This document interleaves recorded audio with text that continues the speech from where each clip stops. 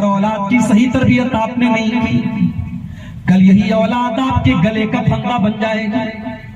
اللہ کی بارگاہ میں پوچھا جائے گا ہم نے تجھے بیٹا دیا تھا، ہم نے تجھے بیٹی دی تھی، تو بڑا پرہیزگار بنا پھرتا تھا، تو بڑا متقی بنا پھرتا تھا، تو راتوں کو تہجد پڑھا کرتا تھا، تیری بیٹی رات میں کس سے باتیں کیا کرتی تھی، تیرا بیٹا رات میں کہاں جایا کرتا تھا، تیرے بیٹے کے اندر یہ خرابیاں تھی، تیری بیٹی کے اندر یہ خرابیاں تھی. تو نے ایک باپ کی حیثیت سے اپنی بیٹی کو روکا کیوں نہیں؟ تو نے اپنے باپ ایک ماں کی حیثیت سے اپنی بیٹی کو روکا کیوں نہیں؟ تو نے ایک باپ کی حیثیت سے اپنے بیٹے کو روکا نہیں؟ اللہ تعالیٰ یہ سوال ہم سے کل قیامت کے دن کرے گا. اسی لیے اللہ قرآن میں کہتا ہے یا ایھا الذین آمنوا لا تلہکم اموالکم ولا اولادکم عن ذکر اللہ. اے ایمان والو، اولاد کی محبت میں پڑھ کر کے اور مال کی محبت میں پڑھ کر کے تم اللہ کے ذکر سے غافل نہ ہو جانا. ماں کسی شاپنگ کرنے جاتی ہے یا کہیں گھومنے پھرنے جاتی ہے، جب ماں سج دھج کر کے جاتی ہے، جب میک اپ کر کے جاتی ہے، جب لپسٹک لگا کر کے جاتی ہے، جب دنیا بھر کی کریم اور پاؤڈر لگا کر کے جاتی ہے، اس کی 10 سال کی لڑکی اپنی ماں کو جب دیکھے گی، اس کی 12 سال کی بیٹی جب اپنی ماں کو دیکھے گی، وہ یہ تمام چیزیں اپنی ماں سے سیکھے گی. لہذا دینا چاہیے یا نہیں دینا چاہیے؟ 2 باتیں یاد رکھیے. اگر آپ بچے کے کان میں اذان دیتے ہیں اور یہ سمجھ کر کے دیتے ہیں کہ یہ اذان دینا سنت ہے، ضروری ہے، تب تو بالکل غلط ہے. اذان دینا نہ تو سنت ہے نہ تو کوئی ضروری چیز ہے بچے کے کان میں اذان دینا، بلکہ بہت سارے لوگ تو یہ سمجھتے ہیں کہ اس بچے کے کان میں جو اذان دی جاتی ہے اس کا تعلق جنازے کی نماز سے. جنازے کی نماز کے اندر چونکہ کوئی اذان نہیں ہوتی تو بہت سارے لوگ یہ سمجھتے ہیں کہ پیدائش کے بعد جو اذان دی جاتی ہے یہ اسی جنازے کی نماز کی اذان ہے. یہ بالکل جاہلانہ بات ہے، اس کا کوئی ثبوت نہیں. کہ لڑکی جب گھر سے سفر پہ جائے، چاہے وہ ہرلا سے مدھو پور جا رہی ہو، ہرلا سے جامتاڑا جا رہی ہو، وہ کالج جا رہی ہو، یونیورسٹی جا رہی ہو، 25 کلومیٹر کا سفر کر رہی ہو یا 250 کلومیٹر کا سفر کر رہی ہو، اللہ کے نبی فرماتے لا تسافر المرأة الا ومعها محرم. جب بھی عورت سفر کرے ساتھ میں کوئی محرم ہونا چاہیے. السلام علیکم ورحمۃ اللہ وبرکاتہ.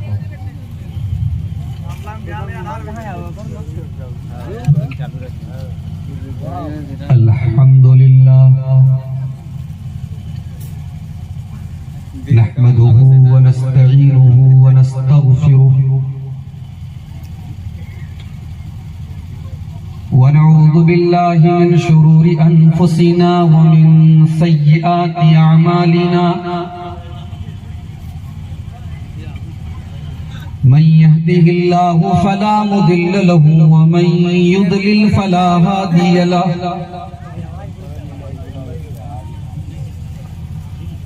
وأشهد أن لا إله إلا الله وحده لا شريك له وأشهد أن محمدا عبده ورسوله. يا أيها الذين آمنوا اتقوا الله حق تقاته ولا تموتن إلا وأنتم مسلمون. يا أيها الناس اتقوا ربكم الذي خلقكم من نفس واحدة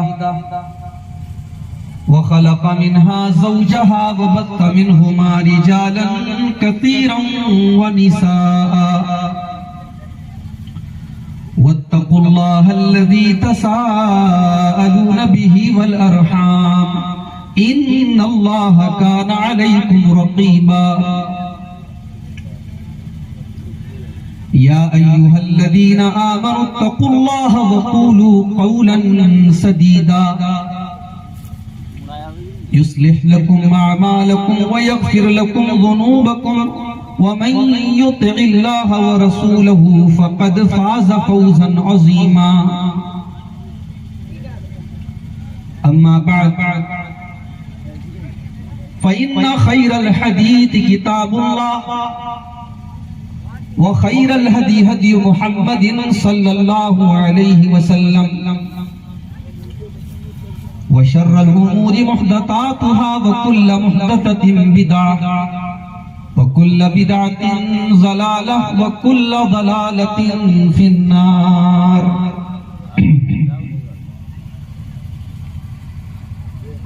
باللہ من الشیطان الرجیم بسم اللہ الرحمن الرحیم المال والبنون زینۃ الحیاۃ الدنیا والباقیات الصالحات خیر عند ربک ثوابا وخیر املا. وقال تعالی فی مقام آخر والذین یقولون ربنا اصرف عنا والذین یقولون ربنا هب لنا من ازواجنا وذریاتنا قرۃ اعین واجعلنا للمتقین اماما.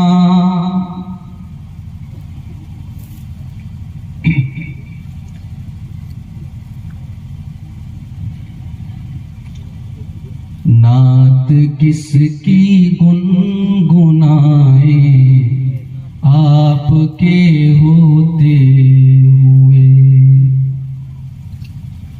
نعت کس کی گنگنائے آپ کے ہوتے ہوئے. دل میں اب کس کو بسائیں آپ کے ہوتے ہوئے. اس محبت کے صلے میں آب کوثر چاہیے. اس محبت کے صلے میں آب کوثر چاہیے.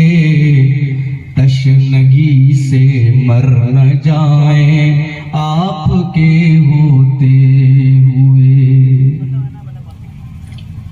چاروں سو ہے نفسی نفسی کی صداؤں کا ہجوم.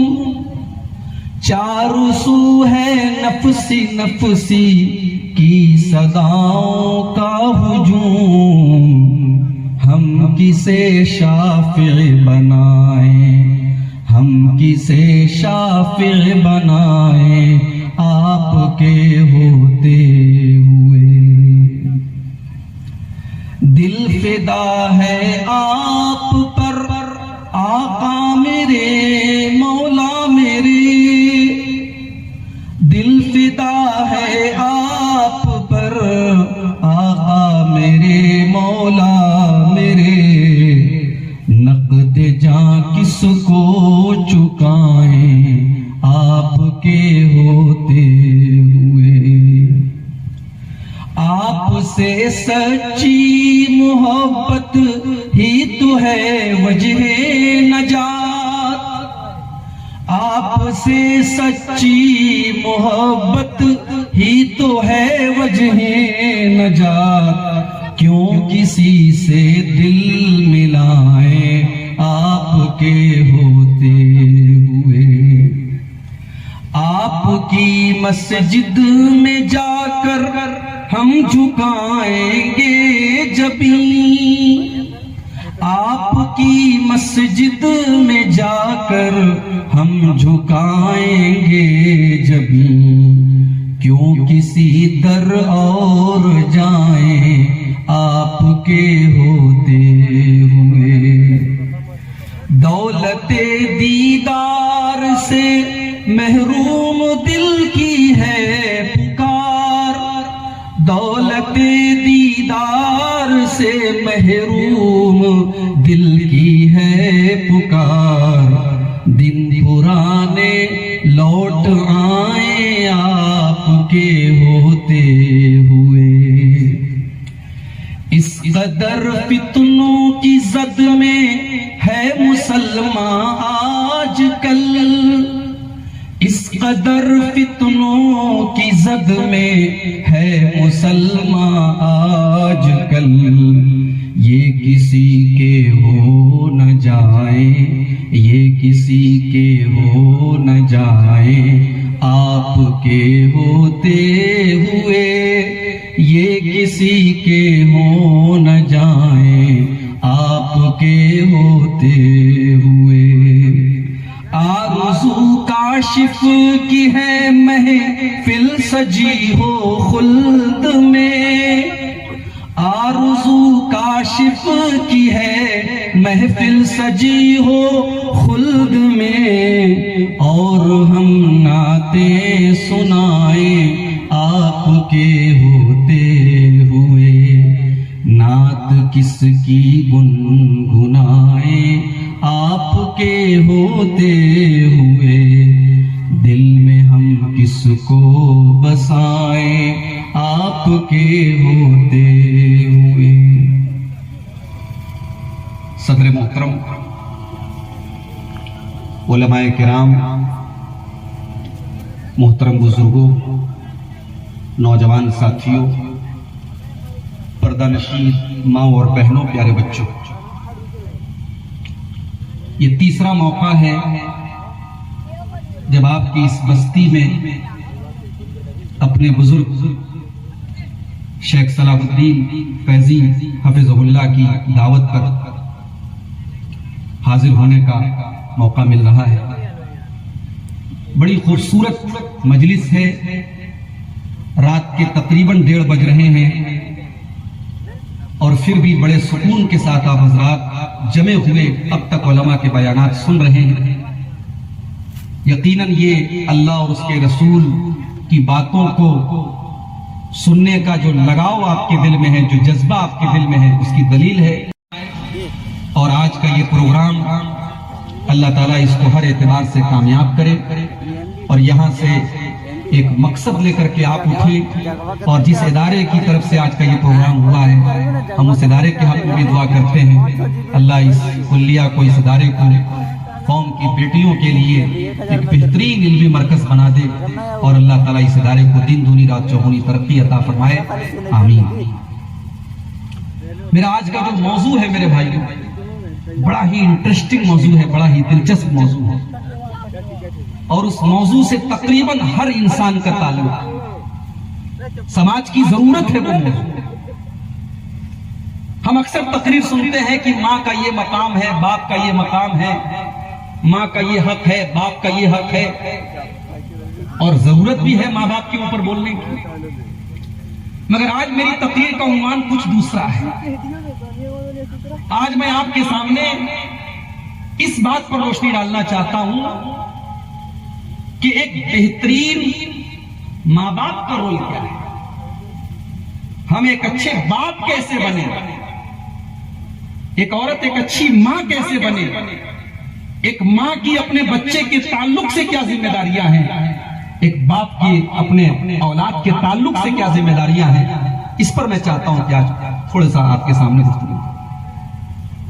میرے بھائیوں، اولاد اللہ تعالیٰ کی بہت بڑی نعمت ہے، اور یہ کتنی بڑی نعمت ہے اس کا اندازہ اگر آپ کو لگانا ہو، آپ اس انسان سے پوچھئے جس کے پاس اولاد نہیں ہے، اس ماں سے پوچھئے جس کی گود مچلتی ہے کسی بچے کو گود لینے کے لیے، اس باپ سے پوچھئے جس کی انگلیاں مچلتی ہے کسی بچے کی انگلی پکڑنے کے لیے، ان والدین سے پوچھئے، اس جوڑے سے پوچھئے جن کے گھر میں بچوں کی کرکاریاں نہیں گونجتی ہیں۔ اولاد کتنی بڑی نعمت ہے، اس کا اندازہ آپ ان سے پوچھ سکتے ہیں۔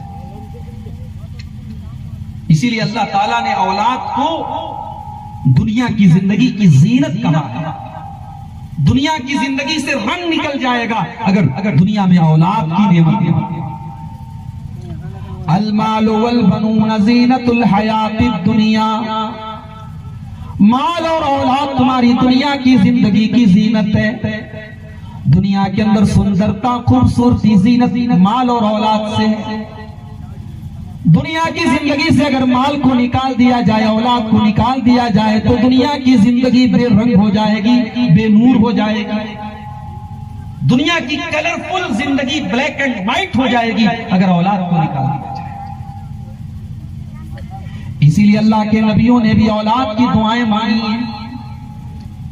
حضرت زکریہ علیہ السلام کو دیکھیے، جب مسجد کے اندر آتے ہیں اور اپنی بھانجی حضرت مریم کے پاس بغیر موسم کا پھل دیکھتے ہیں، آم کا موسم نہیں، انار کا موسم نہیں، سیب کا موسم نہیں، بغیر موسم کا پھل حضرت مریم کے پاس دیکھتے ہیں، پوچھتے ہیں ان انا لکی ھذا یا مریم، اے مریم یہ پھل تیرے پاس کہاں سے آیا؟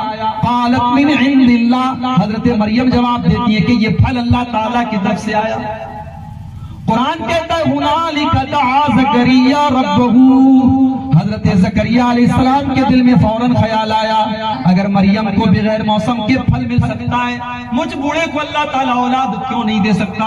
حضرت زکریہ اللہ سے دعا کرتے ہیں رب ہب لی من لدنک ذریۃ طیبہ انک سمیع الدعاء، اے اللہ تو مجھے ایک نیک اولاد عطا فرما، ایک نیک بیٹا عطا فرما، اے اللہ تو سب کی دعاؤں کو سننے والا ہے، اے اللہ اس بوڑھے زکریا کی دعا کو بھی سن لے۔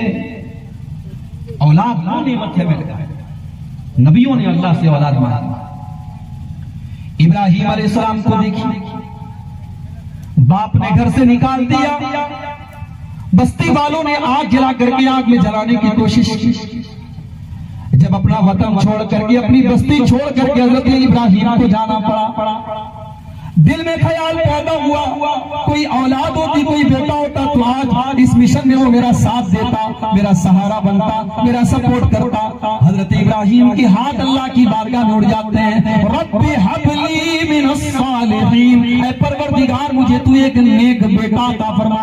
ادھر ابراہیم کی زبان سے دعا نکلتی ہے، ادھر اللہ فرماتا ہے فبشرناہ بغلام حلیم، اے ابراہیم جا، ہم تیری دعا کو قبول کر رہے ہیں اور ہم تجھے اسماعیل کے جیسا پیارا بیٹا دے رہے ہیں، جو بڑا ہی حلیم ہوگا، جو بڑا ہی پردبار ہوگا، جو بڑا ہی سمجھدار ہوگا، جو حالات کا سامنا کرنے والا ہوگا۔ اولاد کی دعائیں اللہ کے نبی نے، ہمارے نبی کو دیکھیں، اللہ نے ہمارے نبی جناب محمد رسول اللہ صلی اللہ علیہ وسلم کو چار بیٹیاں دی۔ بیٹے آپ کے جو بھی پیدا ہوئے سب بچپن ہی میں انتقال کر گئے۔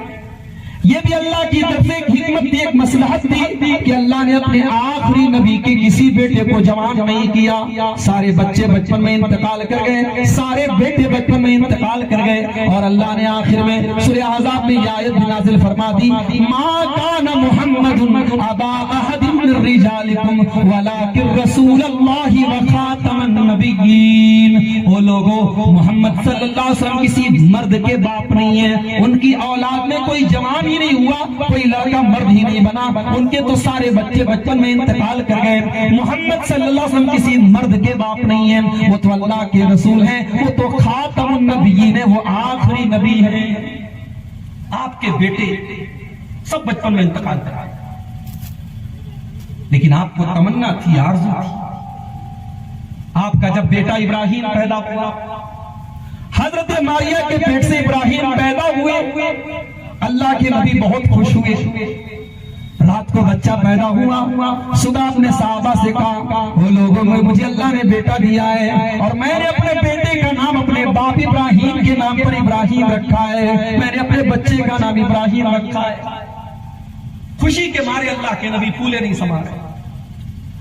عرب کے دستور کے مطابق آپ نے بیٹے کو کچھ دنوں کے بعد دیہات میں بھیج دیا، جہاں پہ دائیاں بچوں کو دودھ پلایا کرتی تھی۔ دیہات کے ماحول میں بچہ تندرست ہو جاتا تھا اور اس کی زبان اور لب و لہجہ بھی اچھا ہو جایا کرتا تھا۔ اللہ کے پیارے نبی نے اپنے بیٹے ابراہیم کو دیہات میں بھیج دیا، اور وہاں ایک لوہار کے گھر میں اللہ کے پیارے نبی کا یہ بیٹا دودھ پی رہا ہے اور وہاں پہ پرورش پا رہا ہے۔ سال ڈیڑھ سال کا پیریڈ گزرتا ہے، اللہ کے نبی کے پاس خبر آتی ہے آپ کا بچہ بیمار ہو گیا ہے، آپ کا بچہ بہت زیادہ بیمار ہے، آ کر کے اپنے بچے کو دیکھ لیجئے۔ بخاری کے الفاظ ہیں، اللہ کے پیارے نبی اپنے چند صحابہ کو لے کر کے اپنے بچے کو دیکھنے جاتے ہیں۔ آپ کا بیٹا جو بڑی آرزو کے بعد آپ کو پیدا ہوا تھا، آپ کا بچہ آپ کی گود میں آخری سانسیں لے رہا ہے، دم توڑ رہا ہے، اس کی سانسیں اکھڑ رہی ہیں اور اللہ کے نبی کی آنکھوں سے آنسو بہ رہے ہیں۔ بیٹے کی جدائی کا غم آپ کے اوپر طاری ہے، آپ رو رہے ہیں، آپ کی آنکھوں سے آنسو بہ رہے ہیں، اور آپ یہ فرماتے ہیں ان العین تدمع والقلب يحزن ولا نقول الا ما يرضى ربنا وانا بفراقك يا ابراہیم لمحزونون۔ اے میرے بچے ابراہیم، تیرے جانے سے تیرے باپ کی آنکھوں سے آنسو بہ رہے ہیں، تیرے باپ کا دل غمگین ہے، تیرا باپ دکھی ہے, تیرے باپ کے دل کو صدمہ پہنچائے, مگر ابراہیم آج محمد رسول اللہ اپنی زبان سے کوئی ایسی بات نہیں نکالیں گے جس سے اللہ ناراض ہو جائے. اللہ کی امانت تھی, اللہ لے رہا ہے. آج تیرا باپ اپنے رب کے فیصلے پر کوئی چھوچھارا نہ کرے گا. آج تیرے باپ کی زبان سے کوئی ایسی بات نہیں نکلے گی جو اللہ کو ناراض کرے. اولاد کی محبت جناب محمد رسول اللہ کے دل میں تھی. تو یہ نیچرل بات ہے میرے بھائی, اولاد سے محبت انسان کو ہوتی ہے, بہت بڑی نعمت ہے اولاد. مگر یاد رکھو میرے بھائی, یہ اولاد بہت بڑی نعمت بھی ہے اور یہ اولاد بہت بڑی آزمائش بھی ہے. اگر اولاد کی صحیح تربیت آپ نے نہیں کی, کل یہی اولاد آپ کے گلے کا پھندا بن جائے گا. اللہ کی بارگاہ میں پوچھا جائے گا, ہم نے تجھے بیٹا دیا تھا, ہم نے تجھے بیٹی دی تھی, تو تو بڑا پرہیزگار بنا پھرتا تھا, تو تو بڑا متقی بنا پھرتا تھا, تو تو راتوں کو تہجد پڑھا کرتا تھا, تیری بیٹی رات میں کس سے باتیں کیا کرتی تھی, تیرا بیٹا رات میں کہاں جایا کرتا تھا, تیرے بیٹے کے اندر یہ خرابیاں تھی, تیری بیٹی کے اندر یہ خرابیاں تھی. تو نے ایک باپ کی حیثیت سے اپنی بیٹی کو روکا کیوں نہیں؟ تو نے اپنے باپ, ایک ماں کی حیثیت سے اپنی بیٹی کو روکا کیوں نہیں؟ تو نے ایک باپ کی حیثیت سے اپنے بیٹے کو روکا نہیں. اللہ تعالیٰ یہ سوال ہم سے کل قیامت کے دن کرے گا. اسی لیے اللہ قرآن میں کہتا ہے, یا ایھا الذین آمنوا لا تلہکم اموالکم ولا اولادکم عن ذکر اللہ. اے ایمان والو, اولاد کی محبت میں پڑھ کر کے اور مال کی محبت میں پڑھ کر کے تم اللہ کے ذکر سے غافل نہ ہو جانا. مال کی محبت اور اولاد کی محبت تمہیں اللہ کے ذکر سے دور نہ کر دے, تمہیں نماز سے دور نہ کر دے, تمہیں شریعت سے دور نہ کر دے. بہت بڑی آزمائش ہے. انما اموالکم واولادکم فتنہ, اللہ نے فرمایا تمہارا مال بھی فتنہ ہے, تمہاری اولاد بھی فتنہ ہے. مال بہت ضروری چیز ہے, اولاد بہت بڑی نعمت ہے, مگر اس کا تم نے صحیح استعمال نہ کیا, اولاد کی تم نے صحیح تربیت نہ کی, تو مال بھی فتنہ ہے اور اولاد بھی فتنہ ہے, فتنہ بن جائے گا. اگر اللہ نے آپ کو اولاد دی ہے, اللہ کا شکر ادا کیجیے, لیکن اس ذمہ داری کا احساس بھی کیجیے میرے بھائی. اللہ کے پیارے نبی فرماتے ہیں صلی اللہ علیہ وسلم, ما من عبد یسترعیہ اللہ رعیتا ثم یموت یوم یموت وہو غاش لرعیتہ الا حرم اللہ علیہ الجنہ. صحیح مسلم کے الفاظ ہیں. اللہ کے نبی فرماتے ہیں, جس بندے کے اوپر اللہ تعالیٰ نے کوئی ذمہ داری ڈال دی اور اس نے اپنی ذمہ داری کا حق ادا نہ کیا, اس نے اپنی ذمہ داری کو صحیح طریقے سے نہیں نبھایا, اس نے اپنے کرتویہ کو, اپنے فرض کو, اپنی ذمہ داری کو صحیح طریقے سے نہیں نبھایا, الا حرم اللہ علیہ الجنہ, ایسے انسان کے اوپر جنت حرام ہو جاتی ہے, حرام ہو جائے گی. نبی نے یہ نہیں کہ جنت میں نہیں جائے گا, نبی نے کہا جنت حرام ہو جائے گی. بہت بڑی چیز ہے میرے بھائی, اولاد آپ کے کندھے پر ایک بہت بڑی ذمہ داری ہے. میری پیاری ماں بہنوں, آج روزانہ ہمارے پاس واٹس ایپ پر فوٹو آتے ہیں, کبھی پٹنہ کی خبر آتی ہے, کبھی رانچی کی خبر آتی ہے, کبھی کلکتہ کی نیوز آتی ہے, کبھی مدھیہ پردیش سے خبر آتی ہے, کبھی یو پی کی خبر آتی ہے. روزانہ میرے پاس تصویریں آ رہی ہیں, فوٹوز آ رہے ہیں اور خبریں آ رہی ہیں. لڑکی مسلمان گھر کی ہے, لڑکی کا نام شبانہ ہے, لڑکی کا نام ریحانہ ہے, لڑکی کا نام سلمہ ہے, لڑکی کا نام عائشہ ہے. مسلمان گھر کی لڑکی ہے, باپ بھی مسلم, ماں بھی مسلم, سارا گھرانہ مسلم ہے. لڑکی کسی غیر مسلم کے ساتھ اس کا چکر چلتا ہے, کسی غیر مسلم کے ساتھ افیئر ہوتا ہے, اور وہ لڑکی اپنے غیر مسلم عاشق کے ساتھ فرار ہو جاتی ہے, اس کے ساتھ اپنے ماں باپ کو چھوڑ کر کے بھاگ جاتی ہے, اس کے ساتھ جا کر کے کورٹ میرج کر لیتی ہے. اتنا ہی نہیں, وہ مسلمان لڑکی اس غیر مسلم کے مذہب کو بھی قبول کر لیتی ہے, اسلام کو چھوڑ دیتی ہے, کفر کا راستہ اپنا لیتی ہے, شرک کا راستہ اپنا لیتی ہے, اسلام کو چھوڑ کر کے کافر اور مشرک بن جاتی ہے. اور اس کے بعد 6 مہینے, سال بھر وہ غیر مسلم لڑکا اس کے ساتھ رنگ رلیاں مناتا ہے, اس کے ساتھ عیاشی کرتا ہے, اس کو استعمال کرتا ہے, اس کو خراب کرتا ہے, پھر اس کو قتل کر ڈالتا ہے, یا اس کو زہر دے دیتا ہے, یا اس کے ٹکڑے کر دیتا ہے, یا اس کو بیچ دیتا ہے. اس طریقے کی روزانہ خبریں آ رہی ہیں. وہ لوگوں, ہم کب جاگیں گے, ہم کب جاگیں گے, کب تک ہم हम बिरयानी खाते रहेंगे, कब तक खाने पीने के चक्कर में पड़े रहेंगे। वो लोग अपने बच्चों पर तवज्जो दो, अपनी बेटियों पर तवज्जो दो, अपनी औलाद के ऊपर तवज्जो दो और गौर करो और सोचो कि आज ये हालात क्या हो गए, इतने बुरे हालात। एक मुसलमान लड़की को ये भी नहीं मालूम कि इस्लाम जैसी नेमत को छोड़ करके हम कुफ्र का रास्ता अपना रहे, शिर्क का रास्ता। लाख लोगों की साजिश, लाख हम ये मान ले कि लोगों की प्लानिंग है और बाकायदा फंडिंग की जा रही है, पैसा दिया जा रहा है गैर मुस्लिम नौजवानों को कि तुमको हम पैसा भी देंगे, तुमको बिल्डिंग भी देंगे, तुमको नौकरी भी देंगे, तुम मुसलमान लड़कियों को फंसाओ। हमें उनकी साजिशों के बारे में सब पता है, मगर अफसोस हमें अपनी कौम की बेटियों पर हो रहा है कि हमारी कौम की बेटियां इस कदर गई गुजरी हो गई, हमारी कौम की लड़कियां इस कदर गई गुजरी हो गई कि आज जो चाहता है उनको अपने जाल में फंसा लेता है। हम उनको ईमान की अहमियत भी नहीं समझा सके, हम उनको इस्लाम की अहमियत भी नहीं समझा सके। ओ मेरी प्यारी माँ बहन, जरा 1400 साल पीछे तो चलो। अरब के तपता हुआ सहरा है और एक औरत को जंजीरों में जकड़ के बांधा गया है, सामने उसके शौहर को भी बांधा गया है, सामने उसके जवान बेटे को भी बांधा गया है।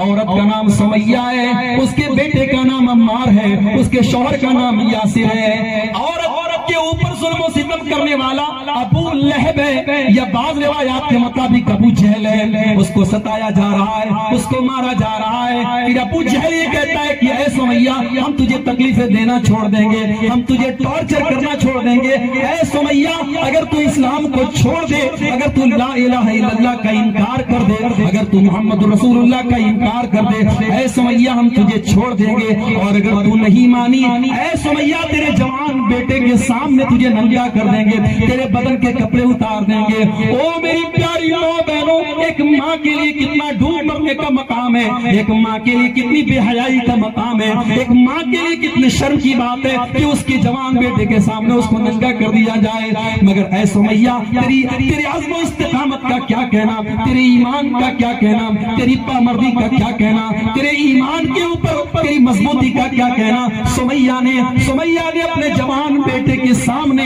नंगा हो जाना गवारा किया, मगर इस्लाम से कोई कॉम्प्रोमाइज करना, इस्लाम को छोड़ना और ईमान को छोड़ना गवारा न किया। अबू जहल ने हजरत सुमैया के बदन के कपड़े उतरवा दिए, उनको उनके जवान बेटे के सामने नंगा कर दिया और बड़ी बेदर्दी से और बड़े वहशियाना तरीके से और बड़े बेरहम तरीके से उनके शौहर के सामने, उनके बेटे के सामने उनको शहीद कर डाला। दुनिया की तारीख में देखा कि इस्लाम के लिए खून बहाने वाली सबसे पहली औरत है, सबसे पहली जान अगर किसी की बह रही है, सबसे पहला खून अगर किसी का बह रहा है तो एक औरत का बह रहा है। वो मेरी प्यारी माँ बहनों, एक तरफ तो वो औरतें थी जिन्होंने ईमान को बचाने के लिए अपना सब कुछ कुर्बान कर दिया, और आज 2 टके की मोहब्बत और इश्क के नाम पर और अय्याशी और हवस के नाम पर आज मुसलमान कौम की बेटियां आज गैरों के साथ जा रही हैं और ईमान का सौदा कर रही हैं। क्या ये पूरी कौम के लिए डूब मरने का मकाम नहीं? हमारी तरबियत कहाँ? हमने अपनी बेटियों की तरबियत क्या की है? सबसे पहला क्वेश्चन मार्क, सबसे पहला सवाल या निशान तो हमारी तरबियत पर खड़ा हो रहा है। याद रखिए, एक बेहतरीन बाप वो है, एक बेहतरीन माँ वो है जो अपनी औलाद के लिए सबसे पहले खुद को आइडियल बनाए। मेरी प्यारी माँ, अगर आप चाहती है कि आपकी जवान बेटी जब घर से निकले तो पर्दे में निकले, अगर आप ये चाहती है कि आपकी बेटी इस्लाम और शरीयत को फॉलो करने वाली हो, तो पहले आपको इस्लाम पर चलना पड़ेगा। जिस माँ को खुद अपने कपड़ों का होश नहीं है, जो घर में कभी दुपट्टा रख करके सर पे नहीं चलती है, जो सीने पर दुपट्टा नहीं रखती है, जिसको अपने कपड़ों का होश और हवास नहीं है, जिसको अपनी जुबान पर कोई कंट्रोल नहीं है, जो दिन रात जब किसी शॉपिंग करने जाती है या कहीं घूमने फिरने जाती है, जब मास्क ढक करके जाती है, जब मेकअप करके जाती है, जब लिपस्टिक लगा करके जाती है, जब दुनिया भर की क्रीम और पाउडर लगा करके जाती है, उसकी 10 साल की लड़की अपनी माँ को जब देखेगी, उसकी 12 साल की बेटी जब अपनी माँ को देखेगी, वो ये तमाम चीजें अपनी माँ से सीखेगी। लिहाजा एक बेहतरीन माँ वो है जो अगर अपनी बच्ची की सही तरबियत करना चाहती है, सबसे पहले वो खुद को नेक बनाए। एक बेहतरीन बाप वो है जो सबसे पहले खुद को नेक बनाए। कुरान का 16वां पारा उठाइए, سورہ کہف کی آیت میں اللہ تعالیٰ حضرت موسیٰ اور خضر کا واقعہ بیان کر رہا ہے.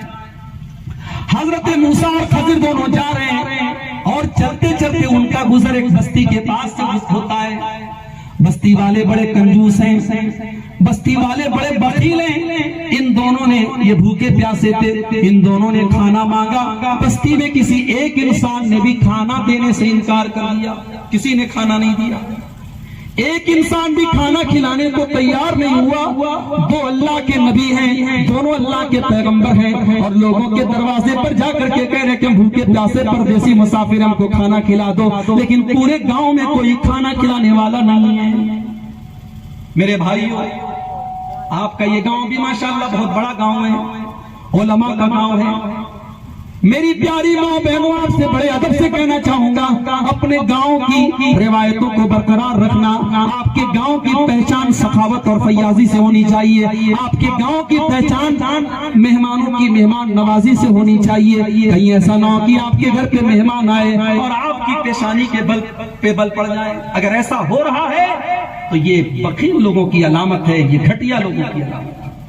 اگر مہمان کے آنے پر گھر کی عورتوں کی پیشانی پر بل پڑ جاتے ہیں تو یہ اس بات کی پہچان ہے کہ اس عورت کے ایمان میں کمزوری ہے, اس عورت کے دین میں کمزوری ہے.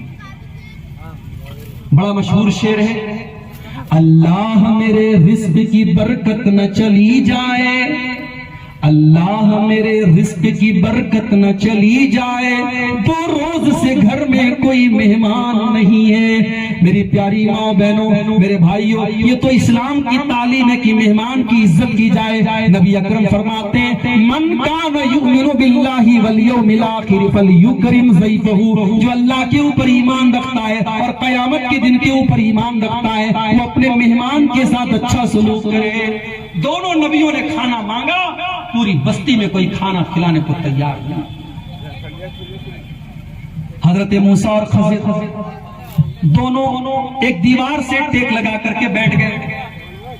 بھوکے پیاسے, غصہ بھی آ رہا ہے کہ ان لوگوں نے ہم کو کھانا نہیں کھلایا. دونوں ایک دیوار کی ٹیک لگا کر کے بیٹھے ہوئے ہیں. اچانک حضرت خضر نے دیکھا کہ ایک مکان کی دیوار گرنے والی ہے, ایک مکان کی دیوار ٹیڑھی اور گرنے والی ہے. حضرت خضر کھڑے ہوئے اور انہوں نے دیوار کو سیدھا کر دیا.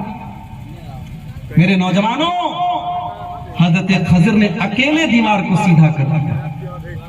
حضرت خضر باڈی بلڈر تھے, جسمانی اعتبار سے مضبوط تھے, اکیلے اپنے دم پر انہوں نے دیوار کو سیدھا کر دیا. آج ہمارا نوجوان جو گٹکھا کھاتا ہے, جو بیڑی پیتا ہے, جو سگریٹ پیتا ہے, اس کے بدن میں تو اتنی بھی طاقت نہیں ہے, کوئی ایک مکہ مار دے تو زمین پر گر جائے گا. میرے نوجوانوں, ان خبیث چیزوں سے دور رہو, اپنے جسم کو مضبوط بناؤ. جو پیسہ تم گٹکے پر خرچ کرتے ہو, جو تم بیڑی اور سگریٹ پر خرچ کرتے ہو, اگر وہ پیسہ تم اپنے جسم کے اوپر خرچ کرو تو ہماری قوم کو چند طاقت اور نوجوان مل جائیں. حضرت خضر نے ہمیں اور آپ کو یہ پیغام دیا کہ ایک مسلمان کو مضبوط ہونا چاہیے, جسمانی اعتبار سے بھی اسٹرانگ ہونا چاہیے, مضبوط ہونا چاہیے. دیوار انہوں نے ٹھیک کر دی. اب موسیٰ علیہ السلام کو غصہ آیا. موسیٰ علیہ السلام نے فوراً اعتراض کیا, کہا کہ اے خضر, آپ کو یہ دیوار ٹھیک کرنے کے پہلے ان سے کچھ پیسہ طے کر لینا چاہیے تھا. اتنے بخیل اور کنجوس لوگ ہیں, آپ کو کھانا تک نہیں پوچھا, آپ کو کوئی اجرت طے کر لینی چاہیے تھی, کوئی پیسہ طے کر لینا چاہیے تھا. حضرت خضر نے کہا کہ اے موسیٰ, میری آپ سے بات طے ہوئی تھی کہ آپ کوئی بات بولیں گے نہیں, کوئی اعتراض نہیں کریں گے. آپ نے بول دیا. اب چلیے میں حقیقت بتاتا ہوں کہ میں نے یہ سارے کام کیوں کیے. وَأَمَّا الْجِدَارُ فَكَانَ لِغُلَامَيْنِ يَتِيمَيْنِ فِي الْمَدِينَةِ وَكَانَ تَحْتَهُ كَنْزٌ لَهُمَا. اے موسیٰ, وہ دیوار جو میں نے ٹھیک کی تھی, وہ دیوار 2 یتیم بچوں کے مکان کی دیوار تھی. اس مکان کے اندر 2 یتیم بچے تھے اور ان کا باپ ایک نیک انسان تھا. وَكَانَ أَبُوهُمَا صَالِحًا, ان کا باپ ایک نیک انسان تھا. اللہ تعالیٰ نے اس نیک انسان کے بچوں کا خزانہ برباد ہونے نہیں دیا. اس دیوار کے نیچے باپ نے مرنے کے پہلے اپنے بچوں کے لیے, اپنی اولاد کے لیے خزانہ چھپا کر کے رکھا تھا. اللہ نے مجھے حکم دیا, میں نے دیوار کو سیدھا کر دیا. اگر دیوار گر جاتی, خزانہ باہر آ جاتا, اور گاؤں کے لوگ تو پہلے ہی کنجوس اور مکھی چوس لوگ تھے, گاؤں اٹھ کر کے چلے جاتے، اے موسیٰ اس دیوار کو میں نے ٹھیک کیا ہے اللہ کے حکم سے، اور اس لیے ٹھیک کیا ہے کیونکہ باپ نیک انسان تھا۔ اس آیت کی تفسیر میں حضرت عبداللہ ابن عباس کہتے ہیں کہ ان دونوں بچوں کی کسی نیکی کا ذکر نہیں ہے۔ وہ دونوں بچے نیک تھے کہ نہیں تھے، قرآن میں یہ ذکر نہیں ہے۔ باپ نیک تھا، باپ نیک تھا، اس لیے اللہ تعالیٰ نے نیک باپ کی اولاد کے خزانے کو بچا لیا۔ حفظا بصلاح ابیہما، باپ کی نیکی کی وجہ سے اللہ نے بچوں کے مال کی حفاظت فرمائی۔ او لوگوں، وہ اپنی بچیوں کے نام پہ بینک سے لون لینے والوں، وہ اپنے بچوں کے نام پر انشورنس کرانے والوں، وہ اپنی اولاد کے لیے انویسٹمنٹ کرنے والوں، وہ بچوں کے لیے زمین و جائیداد خریدنے والوں، اگر اپنے بچوں کا فیوچر بنانا چاہتے ہو، اگر اپنے بچوں کا مستقبل بنانا چاہتے ہو، اگر اپنے بچوں کا بہترین مستقبل بنانا چاہتے ہو، پہلے اپنے آپ کو نیک بنا لو، اپنے آپ کو نیک بنا لو میرے بھائیو۔ آپ کی نیکی سے بڑا انویسٹمنٹ کوئی نہیں ہے۔ آپ کی نیکی آپ کے مرنے کے بعد بھی آپ کے بچوں کے کام آئے گی۔ ایک بہترین ماں اور ایک بہترین باپ وہ ہے جو سب سے پہلے اپنے آپ کو نیک بنے۔ اور آگے بڑھیے، ہمارے بہت سارے نوجوان بیٹھے ہوں گے آپ جن کی شادی نہیں ہوئی، اب شادی کرنا ہے، رشتہ دیکھنے کے لیے مائیں جا رہی ہیں، رشتہ دیکھنے گئی، لڑکی بہت اچھی ہے، کسی اچھے مدرسے سے پڑھی بھی ہے، عالمہ بھی ہے، صالحہ بھی ہے، نمازی بھی ہے، سب کچھ اچھا ہے۔ گھر آ کر کے کہتی ہے رشتہ تو بہت اچھا تھا، لڑکی بھی بہت اچھی تھی، لیکن لڑکی کا گھر بڑا معمولی لگ رہا تھا، لڑکی والے جہیز میں کچھ خاص نہیں دیں گے، اس لیے ہم یہ رشتہ نہیں کریں گے۔ دوسرا رشتہ دیکھنے جاتی ہے، لڑکی کالج کی پڑھی ہے، لڑکی ماڈرن ہے، اس نے چھوٹے چھوٹے بال بھی رکھے ہوئے ہیں، دنیا بھر کا میک اپ کی ہوئی ہے، تھی تو چڑیل لیکن میک اپ کر کے حور لگ رہی ہے۔ ماں کو وہ بہت پسند آ جاتی ہے کیونکہ اس کے باپ کا مکان بہت اونچا ہے، گھر آ کر کے کہتی ہے رشتہ بہت اچھا ہے، بڑے امیر لوگ ہیں، کم سے کم 10-15 لاکھ کا جہیز تو مل ہی جائے گا، رشتہ ڈن ہو جاتا ہے۔ او لوگوں، تم نے رشتوں کے اندر بلڈنگ دیکھی، تم نے رشتوں کے اندر خوبصورتی دیکھی، تم نے رشتوں کے اندر برادری دیکھی، تم نے رشتوں کے اندر دینداری نہیں دیکھی۔ ایک بہترین ماں وہ ہے، ایک بہترین باپ وہ ہے جو اپنے ہونے والے بچوں کے لیے ایک اچھے باپ کا انتخاب کرے، ایک اچھی ماں کا انتخاب کرے۔ وہ میری پیاری ماں بہنوں، اپنی ہونے والی بہو کے اندر دینداری کو سب سے پہلے دیکھیے۔ میرے نوجوان ساتھیوں، جب آپ کی ماں آپ کے لیے رشتہ دیکھنے جائے تو آپ صاف صاف کہہ دیجئے مکان معمولی ہو چلے گا، خوبصورتی کم ہو چلے گا، لیکن اے میری ماں جب تو رشتہ دیکھے تو میری ہونے والی بیوی کی دینداری ضرور دیکھنا۔ وہ میری بہنوں، جب آپ کی ماں آپ کے لیے شوہر دیکھنے جائے تو اپنی ماں سے صاف بتا دینا کہ لڑکا اگر کم خوبصورت تو چلے گا، اگر کمائی کم ہو تو چلے گا، لیکن دیندار اور توحید والا لڑکا دیکھنا۔ میرے پیارے بھائیوں، اپنے ہونے والے لائف پارٹنر کے لیے، اپنے ہونے والے شریک حیات کے لیے دینداری کو چوز کرو۔ نبی اکرم فرماتے ہیں تنکح المرأۃ لاربعین، جب لڑکی کی شادی ہوتی ہے، جب عورت کا نکاح ہوتا ہے تو عورت کے اندر 4 چیزیں دیکھی جاتی ہیں، لمالہا ولحسبہا ولجمالہا ولدینہا، مال دیکھا جاتا ہے، خوبصورتی دیکھی جاتی ہے، اور اسی طریقے سے خاندان دیکھا جاتا ہے، اور دینداری دیکھی جاتی ہے۔ نبی اکرم نے فرمایا فاظفر بذات الدین تربت یداک، دیندار لڑکی سے شادی کرو، دیندار لڑکی کو بہو بنا کے لے آؤ، تم کامیاب ہو جاؤ گے، اور اگر تم نے ایسا نہیں کیا تو تمہارے ہاتھ مٹی میں مل جائیں گے، تم برباد ہو جاؤ گے۔ لڑکا بھی دیندار دیکھنا ہے، لڑکی بھی دیندار دیکھنا ہے۔ اگر آپ کی بیٹی کے لیے کوئی اچھا دیندار لڑکے کا رشتہ آتا ہے لیکن آپ یہ سوچ کر کے اس رشتے کو نظر انداز کر دیتے ہیں، مجھے تو گورنمنٹ جاب والا لڑکا چاہیے، مجھے تو سرکاری ٹیچر چاہیے، مجھے تو بہت بڑا بلڈر چاہیے، وہ لوگوں کان کھول کر کے سن لو، آپ بہت بڑے فتنے کو دعوت دے رہے ہیں۔ نبی اکرم فرماتے ہیں اذا خطب الیکم ممن ترضون دینہ وخلقہ فزوجوہ، جب تمہاری بیٹی کے لیے ایسا رشتہ ہے کہ لڑکا دیندار ہے، لڑکا اچھے اخلاق والا ہے، فزوجوہ، تو تم نکاح کرنے میں دیر نہ کرو، جلدی سے نکاح کر دو۔ الا تفعلوا، اگر تم ایسا نہیں کرو گے تکن فتنۃ فی الارض وفساد عریض، تو زمین کے اندر بہت سارا فتنہ پھیل جائے گا، فساد پھیل جائے گا۔ تو رشتہ کرنے کے ٹائم دینداری کو آپ ترجیح دیجئے۔ ایک عورت، ایک لڑکی اپنے ہونے والے ہم سفر کے لیے اپنے ماں باپ سے کہہ دے کہ آپ دینداری کو ترجیح دیجئے، اور لڑکا بھی اپنے ماں باپ سے کہہ دے کہ ہمارے گھر میں دیندار بہو آپ لے کر کے آئیے، تاکہ آگے چل کر کے جو فیملی بنے، جو پریوار بنے، وہ دیندار بنے۔ شادی ہو گئی، شادی کے بعد ظاہر ہے میاں بیوی ایک دوسرے سے بہت محبت کرتے ہیں۔ اللہ تعالیٰ نے میاں بیوی کو ایک دوسرے کا سکون قرار دیا ہے۔ اللہ نے فرمایا وَمِنْ آيَاتِهِ أَنْ لِتَسْكُنُوا إِلَيْهَا، تاکہ تم اپنی بیویوں سے سکون حاصل کرو۔ آج کل ایک نیا ٹرینڈ چل رہا ہے، دلی وغیرہ کے اندر زیادہ چل رہا ہے، لیو ان ریلیشن شپ، بغیر شادی کے لڑکا لڑکی ساتھ میں رہتے ہیں۔ اسلام کی نظر میں کھلا زنا ہے، بدکاری ہے، چاہے وہ لڑکی مسلمان ہی کیوں نہ ہو، لڑکا مسلمان ہی کیوں۔ سکون ملے گا آپ کو شادی کے ذریعے، نکاح کے ذریعے۔ شادی ہو گئی، نکاح ہو گیا، اب شوہر اور بیوی کی یہ بھی ذمہ داری ہے کہ وہ شادی شدہ زندگی میں بھی شریعت کی تعلیم کی پیروی کرے، اپنی ہونے والی اولاد کی طلب ان کے دل میں، لیکن وہ جو طریقہ اپنائے وہ اسلام کا طریقہ اپنائے۔ میاں بیوی اپنے تعلقات میں بھی کوئی ایسا طریقہ نہ اپنائے جو شریعت کے خلاف ہو، جو اسلام کے خلاف ہو۔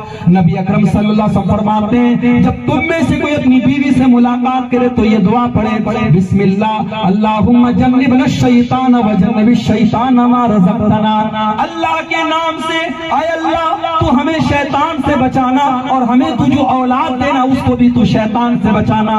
نبی اکرم فرماتے ہیں اگر یہ دعا میاں بیوی پڑھتے ہیں اور اللہ تعالیٰ ان کو کوئی اولاد عطا کرتا ہے، ان کے مقدر میں کوئی اولاد لکھ دیتا ہے، تو اس اولاد کو لم یضرہ شیطان اس کا کوئی نقصان نہیں کر سکتا۔ اس کا مطلب یہ ہوا کہ جو والدین یہ دعا نہیں پڑھتے وہ اپنی اولاد کو ایک بہت بڑے فائدے سے محروم کرتے ہیں۔ اگر اس دعا کے پڑھنے کی وجہ سے پیدا ہونے والی اولاد کو اللہ تعالیٰ اگر شیطان کے شر سے بچا رہا ہے تو یہ دعا ہر شادی شدہ میاں بیوی کو پڑھنی چاہیے۔ یہ نبی اکرم کی تعلیم ہے اور یہ بہترین ماں باپ کی پہچان ہے۔ بیوی حمل سے ہو گئی، بچے کی پیدائش کا معاملہ آ گیا، اب بچہ ماں کے پیٹ میں، اب شوہر کی کیا ذمہ داری ہے؟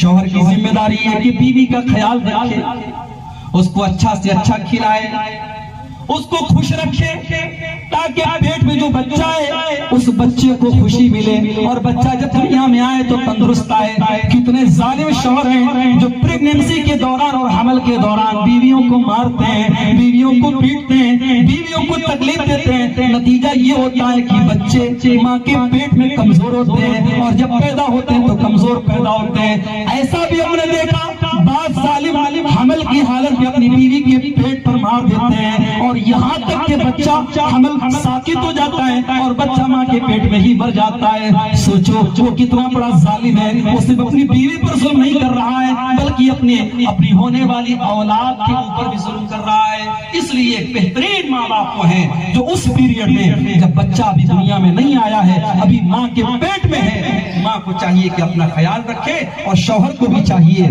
مرد کو بھی چاہیے کہ اپنی بیوی کا بھرپور خیال رکھے، اور جسمانی اعتبار سے اور ذہنی اعتبار سے کوئی تکلیف نہ پہنچے۔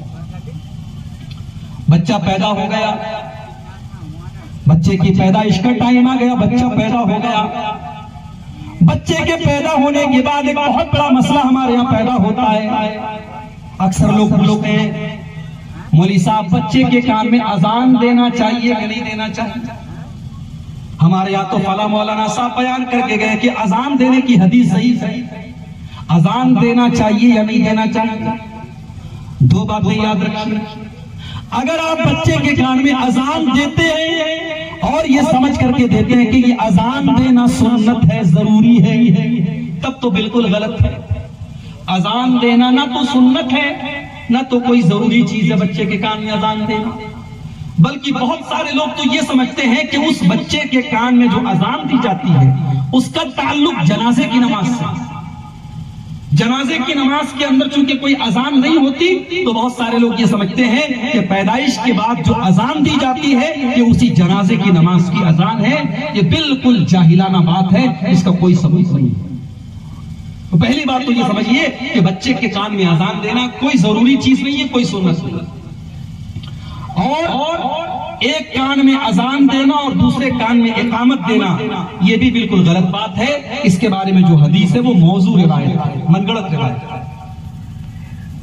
البتہ ایک کان میں اذان دینے کی جو روایت ہے وہ روایت ضعیف ہے، لیکن بہت سارے اہل علم نے یہ کہا ہے کہ اگر بچے کے کان میں اذان یہ سمجھ کر کے دی جائے اور اس نیت سے دی جائے کہ مسلمان کے گھر کا بچہ ہے، پہلی آواز اس کے کان میں اللہ تعالیٰ کی بڑائی کی، اس کی تکبیر کی، اس کی توحید کی پہنچے، اگر اس سوچ کے ساتھ اگر کوئی اذان دیتا ہے دے سکتا ہے، کوئی حرج کی بات نہیں ہے، یہ کوئی عبادت نہیں ہے، یہ کوئی سنت سمجھ کر کے اس کو نہیں کرتا ہے۔ اذان دی جا سکتی ہے لیکن اس کو سنت سمجھنا یا ضروری سمجھنا ٹھیک ہے۔ اذان دے دیا، اس کے بعد اللہ کے رسول کی سنت سنیے۔ نبی اکرم کے پاس صحابہ آتے تھے اپنے بچوں کو لے کر کے، اے اللہ کے نبی میرا بچہ پیدا ہوا ہے۔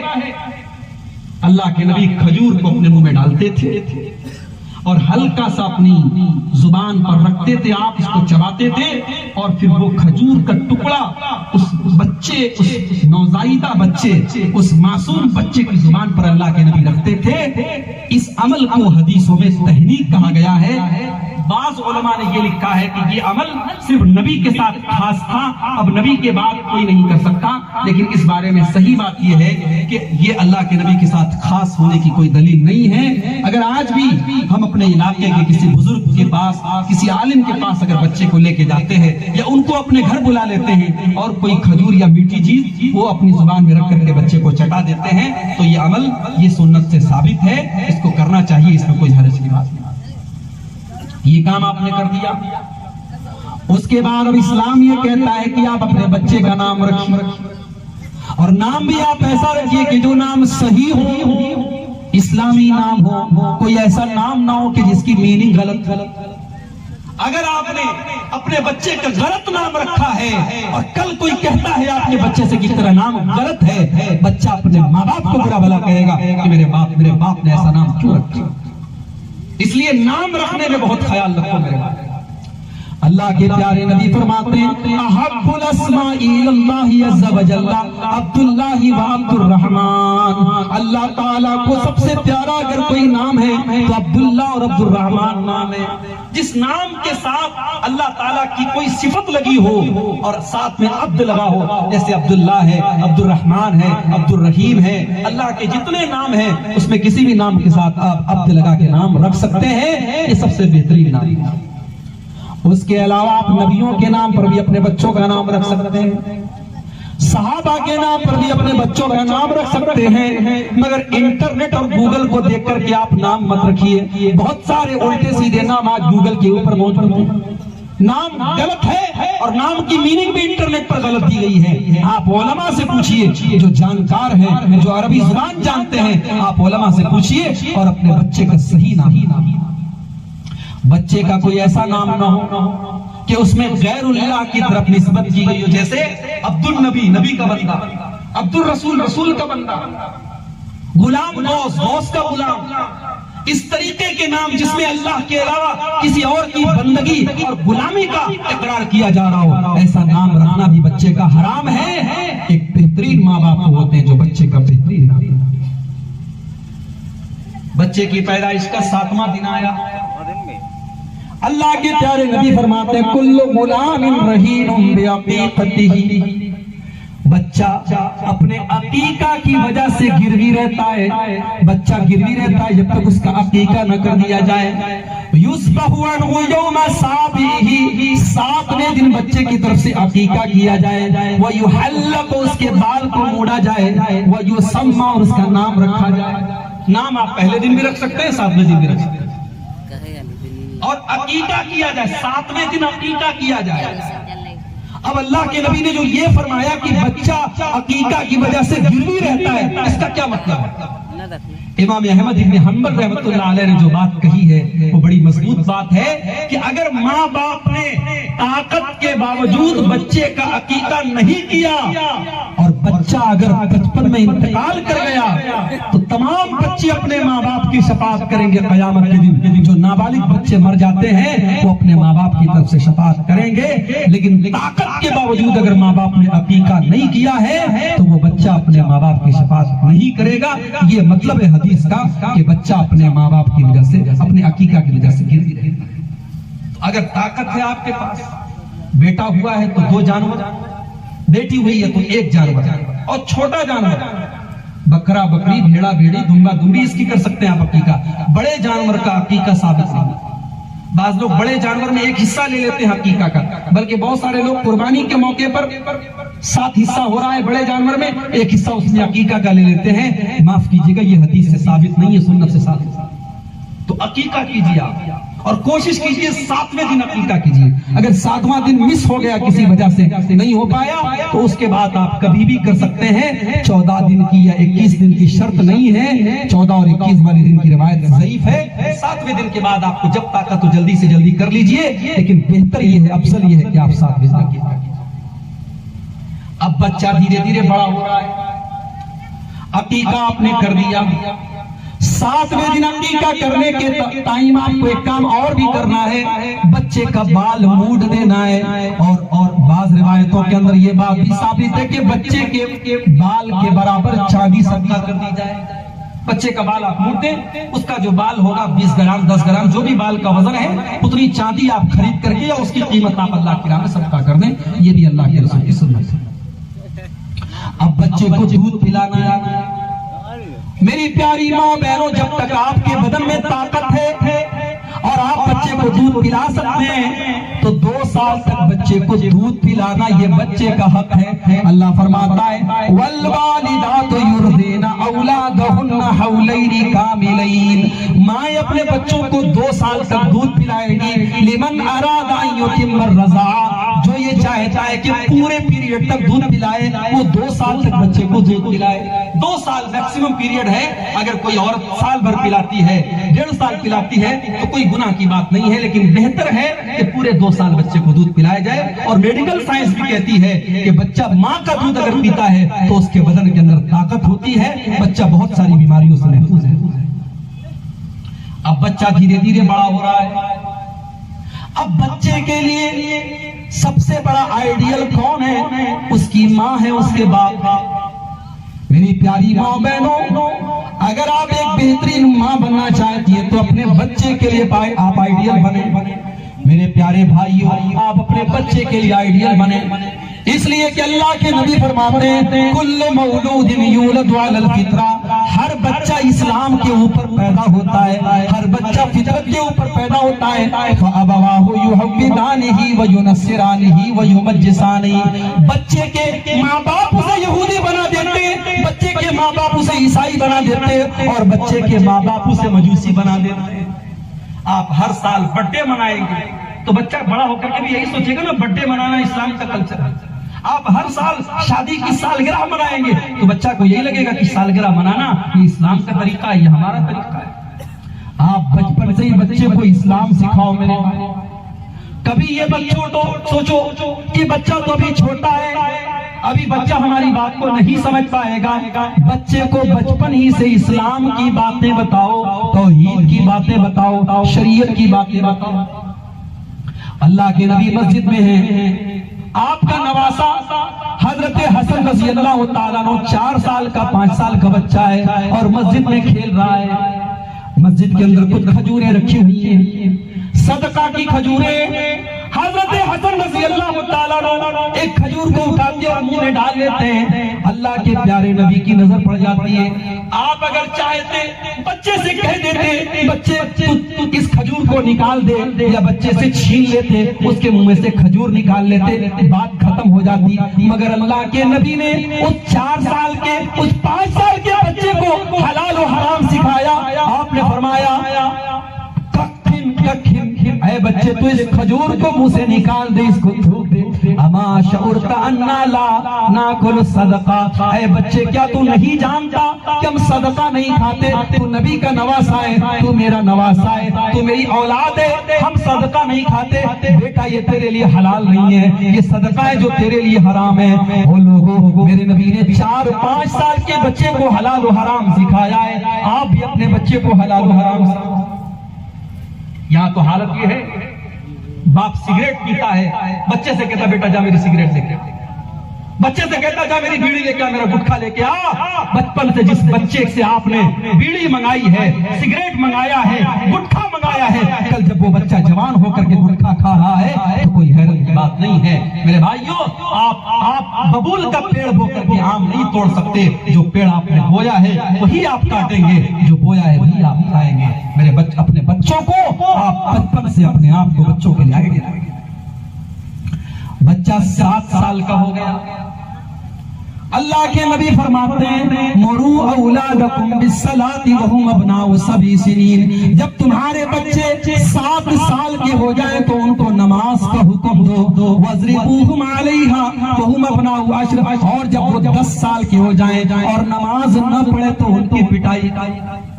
7 سال کا بچہ نابالغ ہے، بالغ نہیں ہوا ہے، سمجھدار نہیں ہوا ہے، لیکن 7 سال کے بچے کو آپ نماز کا حکم دیجئے، اور جب 7 سال سے لے کر کے 8 سال، 8 سال سے لے کر کے 9 سال، اور 9 سال سے لے کر کے 10 سال، جب 3 سال تک آپ کا بچہ سردی میں، گرمی میں، بارش میں، 5 ٹائم کی نماز میں جب آپ کے ساتھ مسجد میں جائے گا، اب اس کے بعد جب وہ 10 سال کا ہو گیا اور اب نماز نہیں پڑھتا ہے، اس کا مطلب کہ وہ شرارت کر رہا ہے۔ اللہ کے نبی کہتے ہیں 10 سال کا ہو جائے اور نماز نہ پڑھے تو اس کی پٹائی کرو، اس کی پٹائی کرو، اور بچوں کے بستر الگ کر دو۔ جب بچے 10 سال کے ہو جائیں تو لڑکا اور لڑکا اور لڑکی دونوں کو ایک بستر پہ مت سلاؤ، ان کے بستر الگ کر دو، یا کم سے کم اگر بستر ایک ہے تو الگ الگ چادر میں سوئیں، ایک چادر میں۔ یہ کیوں حکم دیا؟ یہ 10 سال کے بچوں کا بستر کیوں الگ کرایا جا رہا ہے؟ اس میں بھی اسلام کی مصلحت ہے۔ جب بچے 10 سال کے ہو جاتے ہیں، اب دھیرے دھیرے ان کے ہارمون چینج ہو رہے ہیں، اب لڑکی جوان ہونے جا رہی ہے، بچہ جوان ہونے جا رہا ہے، اب بلوغت کی طرف جا رہے ہیں، اس لیے اسلام یہ چاہتا ہے کہ اب اسی عمر سے ان کو یہ بتا دیا جائے کہ وہ ایک بستر پہ سونا ان کا ٹھیک نہیں ہے۔ اللہ، کیسی شریعت اللہ نے ہم کو دی ہے۔ میرے بھائیوں، آپ غور کیجئے، اگر ہم شریعت کو فالو کرتے تو آج سماج سے زناکاری اور بدکاری کا خاتمہ ہو گیا ہوتا۔ حقیقت یہ ہے کہ آج ہم نے شریعت کو کنارے کر دیا، اس لیے آج سماج کے اندر زناکاری کرتا ہے۔ اسلام نے کیوں کہا کہ کوئی بھی دیور اپنی بھابھی سے اکیلے میں نہ ملے، کوئی جیجا اپنی سالی سے اکیلے میں نہ ملے؟ کیوں کہا؟ اس لیے کہ دیور اپنی بھابھی کے لیے غیر محرم ہے، جیجا اپنی سالی کے لیے غیر محرم ہے۔ اگر تنہائی میں آپ موقع دیں گے جیجا کو سالی کے ساتھ اور دیور کو بھابھی کے ساتھ، تو زناکاری اور بدکاری ہونے کے چانسز بڑھیں گے، اور اسی لیے اللہ کے نبی نے موت قرار دیا ہے۔ دیور اپنی بھابھی کے لیے موت ہے، جیجا اپنی سالی کے لیے موت ہے۔ زناکاری سے روکنے کے لیے اسلام نے یہ بھی حکم دیا کہ لڑکی جب گھر سے سفر پہ جائے، چاہے وہ ہرلا سے مدھوپور جا رہی ہو، ہرلا سے جامتاڑا جا رہی ہو، وہ کالج جا رہی ہو، یونیورسٹی جا رہی ہو، 25 کلومیٹر کا سفر کر رہی ہو یا 250 کلومیٹر کا سفر کر رہی ہو، اللہ کے نبی فرماتے لا تسافر المرأة الا ومعها محرم، جب بھی عورت سفر کرے ساتھ میں کوئی محرم ہونا چاہیے، ساتھ میں کوئی نہ کوئی اس کا محرم، اس کا بھائی، اس کا باپ، اس کا ماما، اس کا کوئی ایسا رشتہ دار جس کے ساتھ اس کی شادی حرام ہے، ایسا کوئی محرم رشتہ دار ضرور ہونا چاہیے۔ یہاں تک کہ حج جیسی عبادت اور عمرہ جیسی عبادت بھی عورت نہیں کر سکتی ہے جب تک اس کا کوئی محرم رشتہ دار اس کے ساتھ۔ یہ اسلام نے زناکاری اور بدکاری کے راستے میں بیریکیڈنگ لگا دی ہے، رکاوٹ ڈال دی ہے۔ اگر اس پر ہم عمل کریں تو سماج میں زناکاری کیسے ہوگی؟ عورت جب گھر سے نکلے، اسلام یہ کہتا ہے کہ عورت جب گھر سے نکلے وَلَا تَبَرَّجْنَا تَبَرُّجَ الْجَاهِلِيَّةِ الْأُولَىٰ، عورت مکمل نقاب میں نکلے گی، پردے میں نکلے گی، بن سور کے کر کے سج دھج کر کے نہیں نکلے گی، وہ جب بھی گھر سے نکلے گی پردے میں نکلے گی، اور پردہ بھی ایسا ہونا چاہیے جو اس کو کور کر لے، ڈھانپ لے۔ اس کا پردہ ایسا نہیں ہونا چاہیے جو اس کے جسم کو نمایاں کرے، جو اس کے حسن کو نمایاں کرے۔ میری پیاری ماں بہنوں، جب ایک عورت مکمل پردے میں نکلے گی خوشبو بھی نہیں لگائے گی، کیونکہ خوشبو لگا کر کے نکلنے والی عورت کو بھی اللہ کے نبی نے بدچلن قرار دیا ہے۔ جب وہ خوشبو لگا کر کے نہیں نکلے گی، جب وہ میک اپ کر کے نہیں نکلے گی، جب وہ پردے میں نکلے گی، اور اللہ نے مردوں کو بھی حکم دیا ہے قُل لِّلْمُؤْمِنِينَ يَغُضُّوا مِنْ أَبْصَارِهِمْ، اے نبی آپ مومن مردوں سے کہہ دیجئے کہ اپنی نگاہوں کو نیچی رکھیں۔ جب مرد اپنی نگاہوں کو نیچی رکھے گا اور عورت اپنی نگاہوں کو نیچی رکھے گی اور عورت پردے میں نکلے گی، مجھے بتاؤ کہ اس سماج میں زناکاری کیسے ہوگی، اس سماج میں بدکاری کیسے ہوگی؟ اتنا ہی نہیں، عورت نکلی ہے گھر سے، دکان پر گئی کپڑا لینے، سوٹ لینے، اب شوہر سے تو ہمیشہ بڑے غصے میں بات کرتی، کھانا کھایا آپ نے، کہاں گئے تھے آپ؟ شوہر سے ہمیشہ غصے میں بات کرتی، اور دکاندار سے بڑے میٹھے انداز میں کہتی ہے اجی یہ سوٹ کتنے کا ہے جی؟ ساری مٹھاس اور زبان کا سارا شہد کہاں ٹپکتا ہے؟ دکاندار کے سامنے ٹپکتا ہے۔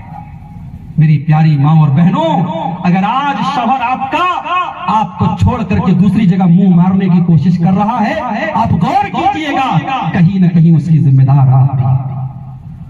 شوہر کو حکم، بیوی کو حکم دیا ہے شریعت نے، شوہر کے لیے سجے اور سنورے، شوہر کے لیے میک اپ کرے۔ وہ عورت جو اپنے شوہر کے لیے میک اپ نہیں کرتی ہے، نہیں سجتی ہے، نہیں سنورتی ہے، اور ہمیشہ اپنے پسینے کی بدبو سے اپنے شوہر کو پریشان کر کے رکھتی ہے، اس عورت کو اگر اس کا شوہر کہیں دوسری جگہ منہ مارتا ہے، اس کو اعتراض کرنے کا کوئی حق حاصل نہیں۔ اسی لیے اللہ کے نبی سے پوچھا گیا کہ کون سی عورت سب سے بہترین عورت ہے؟ آپ نے فرمایا التی تسرہ اذا نظر، جب شوہر دیکھے تو خوش ہو جائے، وتطیعہ اذا امر، اور جب شوہر کسی بات کا حکم دے تو بیوی بات مانے، ولا تخالفہ فی نفسها ومالہ بما یکرہ، اور اپنی آبرو کی حفاظت کرے اور شوہر کے مال کی حفاظت کرے۔ تو ایک بہترین عورت جب بنے گی میرے بھائیوں، تو ایک بہترین ماں بھی بنے گی، اپنی بچی کا بھی خیال رکھے گی۔ بیٹی کالج جا رہی ہے، اب وہ اس کو باپ نے موبائل نہیں دلایا، بچی کے پاس موبائل آ رہا ہے، اس کے پاس نیا پرس آ رہا ہے، ماں نے دھیان بھی نہیں دیا، باپ نے دھیان بھی نہیں دیا، ماں نے دھیان بھی دیا تو بیٹی نے کہہ دیا میری سہیلی نے گفٹ کیا۔ اتنا کہہ دینے سے کام نہیں چلے گا، زمانہ بہت خراب ہے۔ اگر آپ کی جوان بیٹی گھر سے 2-2 گھنٹے غائب ہے اور یہ کہہ کر کے غائب ہے کہ وہ اپنی سہیلیوں کے یہاں جا رہی ہے، تو آپ نے اپنی ذمہ داری کا حق ادا نہیں کیا ہے۔ میری پیاری ماں اور بہنوں، ایک گارجین کی ذمہ داری ہے، جوان بیٹی کہاں جا رہی ہے، موبائل پر کس سے باتیں کر رہی ہے، رات کو 2 بجے وہ کیوں بیزی ہے، اس کے پاس نیا پرس کہاں سے آیا، اس کے پاس نیا موبائل کہاں سے آیا۔ یہ گارجین کی ذمہ داری ہے کہ وہ نظر رکھے۔ ایک بہترین گارجین ہمیں اور آپ کو بننا ہے۔ حضرت زکریا علیہ السلام مسجد کے اندر رہتے ہیں اور حضرت مریم بھی مسجد کے اندر رہتی ہیں۔ حضرت زکریا جب باہر سے آتے ہیں اور مریم کے پاس بے موسم کا پھل دیکھتے ہیں، سوال کرتے ہیں انا لکی ھذا یا مریم، اے مریم یہ پھل تیرے پاس کہاں سے آیا؟ او میری پیاری ماں بہنوں، اپنی جوان بیٹیوں سے پوچھو تیری یہ چوڑیاں کہاں سے آئیں، تجھے یہ پرس کہاں سے ملا، تجھے یہ پرفیوم کہاں سے ملا، تجھے یہ نیا موبائل کہاں سے ملا، تیرے موبائل پر ریچارج کس نے کرایا؟ یہ پوچھنے کا حق ہے آپ کو، اور یہ گارجین کی ذمہ داری ہے کہ وہ نظر رکھ۔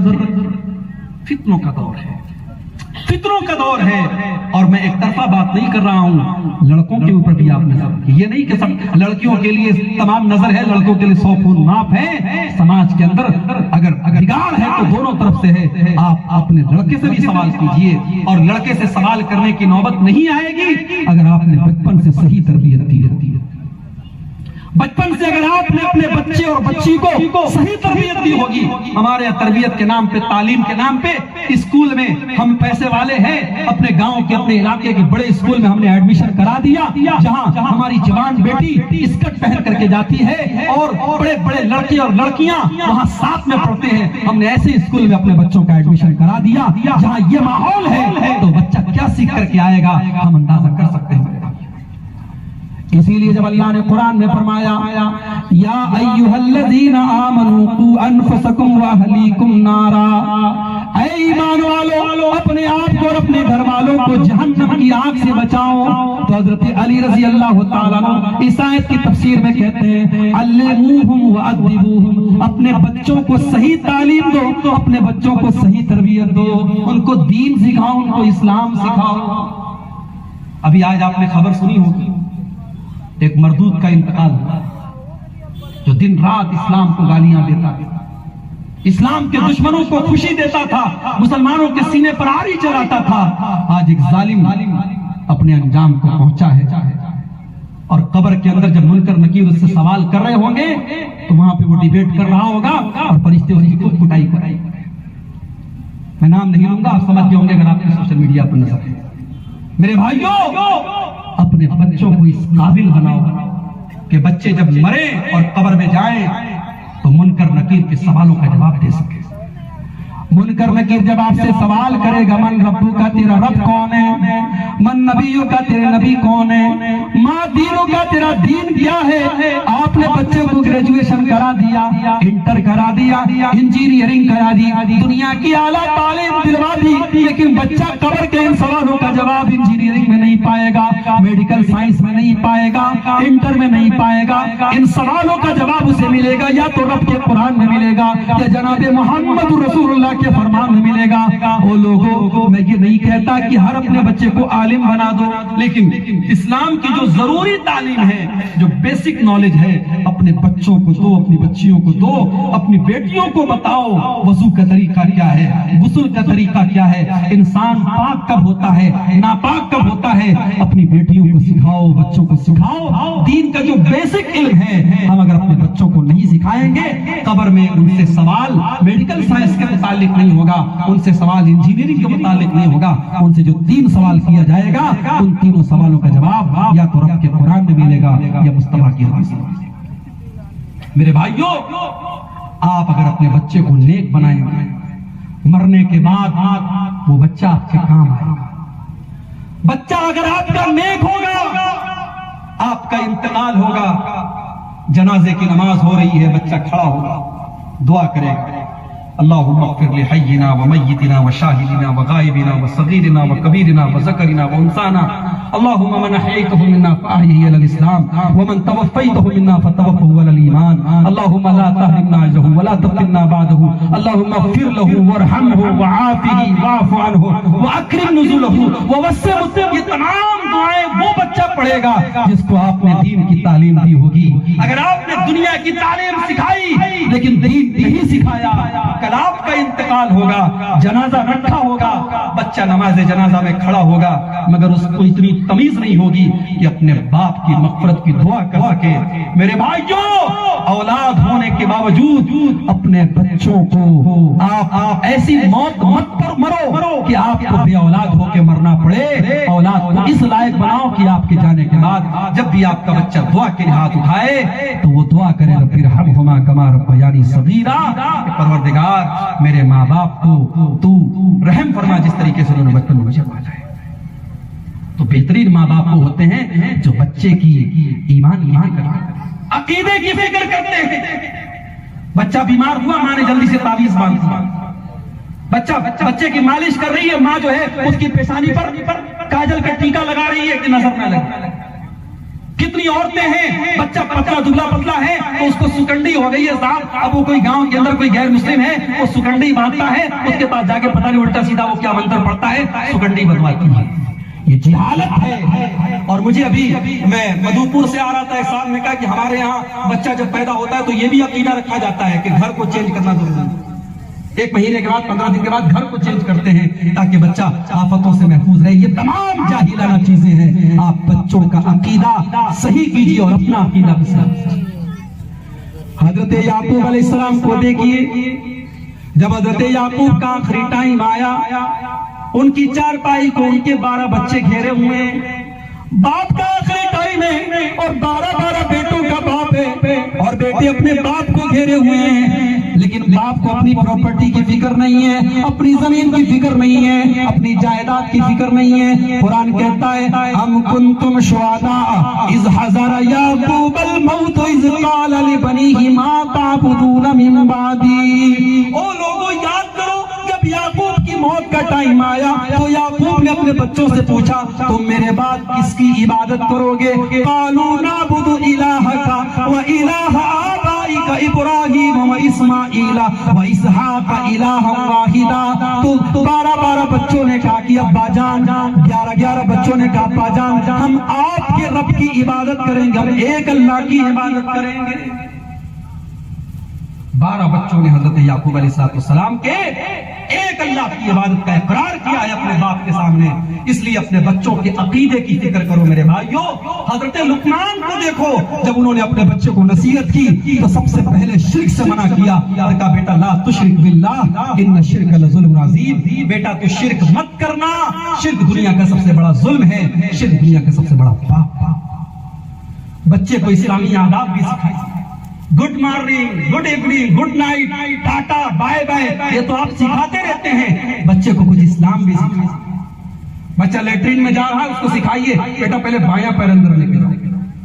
لیٹرین میں جانے کے پہلے یہ دعا پڑھ کے جاؤ اللہم انی اعوذ بک من الخبث والخبائث. لیٹرین سے باہر نکلو اس کو سکھاؤ بیٹا غفرانک پڑھ لو. بائک پر بیٹھیے بچہ ساتھ میں بیٹا, بچے سے کہیے بیٹا دعا پڑھی سواری کی, دعا پڑھوائیے بچے سے. کوئی گھر میں مہمان آیا بیٹے سلام کیا آپ نے, سلام کیجیے.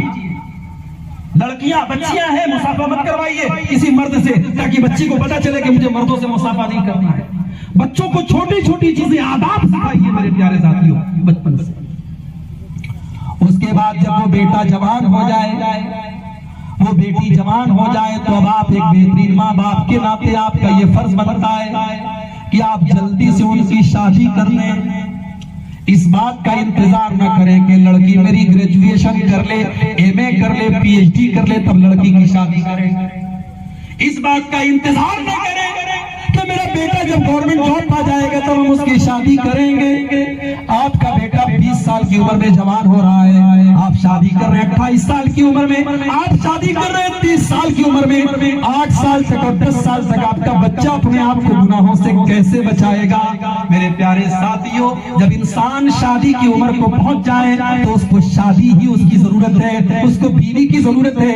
وہ روزہ رکھ کر کے اپنے آپ کو گناہوں سے نہیں بچا پائے گا. وہ عبدالغفار صاحب کی تقریریں سن کر کے اور بڑے بڑے علماء کی تقریریں سن کر کے وہ اپنے آپ کو گناہوں سے نہیں بچا پائے گا.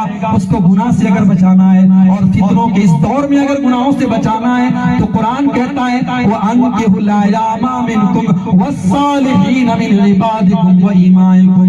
جن لڑکے یا لڑکیوں کی شادی نہیں ہوئی ہے تم جلدی سے ان کی شادی کرا دو. إِن يَكُونُوا فُقَرَاءَ يُغْنِهِمُ اللَّهُ مِنْ فَضْلِهِ. اگر آپ کا بیٹا کچھ غریب بھی ہے, اگر وہ نوکری تلاش کر رہا ہے, اگر وہ کوئی بہت اچھا کام نہیں کر پا رہا ہے, جب شادی کرے گا اور ذمہ داری اس کے کندھوں پر آئے گی تو وہ کام بھی کرنے لگے گا اور اللہ تعالیٰ اس کو مالدار کر دے گا. میں نے دیکھا ہے, تجربہ کیا ہے. شادی کے بعد انسان کے مال میں برکت ہوتی ہے, ہم نے اس کو فیس کیا ہے میرے بھائیوں. اس لیے اپنے بچوں کی صحیح وقت پر شادی کیجئے, یہ بھی ایک بہترین ماں باپ کا فرض ہے. اور جب آپ اپنے بچوں کی شادی کرنے لگے تو پھر وہاں پر آپ کا فرض ہے کہ آپ اسلام کو فالو کریں. میری ماں اور بہنوں, مجھے بڑے افسوس کے ساتھ کہنا پڑتا ہے آپ کے یہ پورے علاقے, جب میں آتا ہوں لوگ کہتے ہیں صاحب ہمارے علاقے میں بڑی خاص بات ہے. مولانا اشفاق صاحب کہہ رہے ہیں کہ ہمارے علاقے میں پورا گاؤں اہل حدیثوں کا گاؤں ہے, پورا گاؤں انصاریوں کا گاؤں ہے. سارے کے سارے انصاری, سارے کے سارے اہل حدیث, سارے کے سارے مسلمان. پھر پوچھتا ہوں کہ یہاں جہیز چلتا ہے کہ نہیں چلتا؟ مولوی صاحب خوب چلتا ہے, خوب چلتا ہے. لون لے کر کے, بینک سے قرضہ لے کر کے اور زندگی بھر بیاج بھر کر کے باپ اپنی بیٹی کی شادی کرتا ہے. یہاں تک کہ علماء کو بھی لون لینا پڑتا ہے. کیا یہ شرم کی بات نہیں ہے؟ اور جب وہ جہیز دیتا ہے تو اپنے لڑکے کی شادی آتی ہے تو سوچتا ہے جب میں نے دیا ہے تو میں لوں گا. میرے بھائیوں, دینا آپ کی مجبوری ہو سکتی ہے, لینا آپ کی مجبوری نہیں ہو سکتی. خوددار بنو, غیرت مند بنو اور میں والدین سے کہنا چاہوں گا, اپنی ماں سے کہنا چاہوں گا کہ آپ اپنے دل کو تھوڑا سا بڑا کر لیجئے اور یہ طے کر لیجئے کہ میں اپنی ہونے والی بہو کے گھر سے نہ کبھی جہیز لوں گی اور نہ کبھی اس کو جہیز کا کھانا دوں گی, اور دیندار لڑکی کو اپنی بہو بنا کے لاؤں گی. میں اس رات کے سہانے وقت میں اور آپ کی اس مبارک مجلس میں میں اللہ کو گواہ بنا کے کہتا ہوں میرے بھائیوں, اگر ہم نے اس چیز کی شروعات کر دی, ہمارے گھروں سے ساس بہو کے جھگڑے ختم ہو جائیں. ہمارے گھروں سے جو یہ جھگڑے اور یہ مسئلے اور یہ جو نفرتیں ہمارے گھروں میں پنپ رہی ہیں, اس لیے پنپ رہی ہیں کیونکہ بنیاد ہماری غلط ہے. جس رشتے کی بنیاد جہیز پر ہوئی ہو, لالچ پر ہوئی ہو, روپیے پیسے کی حرص پر ہوئی ہو, اگر اس شادی کے بعد بہو ساس کی اچھا جب بہو آئے گی پیسہ لے کر کے آئے گی, اچھا شوہر بیچارہ رات میں سوئے گا تو اس مسیری پر سوئے گا جو سسرال سے ملی ہے, اس فریج کا ٹھنڈا پانی پیے گا جو سسرال سے ملی ہے, اس واشنگ مشین میں کپڑا تیرا دھلا جائے گا جو تیرے سسر نے دیا ہے. تو بیوی کے سامنے کیا بولے گا رے, تیری تو پہلے ہی بولی بند ہو, گلا تو گھونٹ دیا ہے مدرسہ نے تیرا, زبان سے آئے صدا لا الہ الا اللہ, تو کیسے آئے؟ جب تو نے پہلے ہی اپنی غیرت کا سودا کر لیا تو اتنا بڑا فقیر ہے کہ تجھے بستر بھی ملا ہے تو سسرال کا ملا ہے, تجھے فریج بھی ملی ہے تو سسرال کی ملی ہے. میرے نوجوانوں, اگر ذرہ برابر غیرت ہے تو اپنے باپ سے کہہ دو کہ میں چارپائی پر سو لوں گا ابا, لیکن آپ مجھے جہیز میں کچھ نہیں چاہیے, جہیز میں کچھ نہیں چاہیے دیندار لڑکی کو. اور اگر 10 نوجوان ایسا, صرف 10 نوجوان اتنے بڑے مجمع میں اگر 10 نوجوان یہ طے کر لیں کہ میں جہیز نہیں لوں گا, 10 مائیں یہ طے کر لیں کہ میں اپنے بیٹے کی شادی میں جہیز نہیں لوں گی, تو 10 پریوار بچ جائیں گے, 10 فیملی بچ جائے گی, 10 غریب باپ کے سینے سے پتھر اتر جائے گا. آج کتنے غریب باپ ہیں جن کے سینے پر یہ جہیز نام کا پتھر پڑا ہوا ہے اور باپ فکر میں گھل رہا ہے کہ میں اپنی بیٹی کی شادی کیسے کروں. میرے پیارے ساتھیوں, اگر آپ بیٹی کے باپ ہیں تو آپ اچھی طریقے سے جانتے ہیں کہ بیٹی کی پرورش بہت مشکل کام ہے. ایک تو بیٹی نازک ہوتی ہے اور جیسے جیسے بیٹی بڑی ہوتی چلی جاتی ہے ماں باپ کے ماتھے کی شکنیں بڑھتی چلی جاتی ہیں.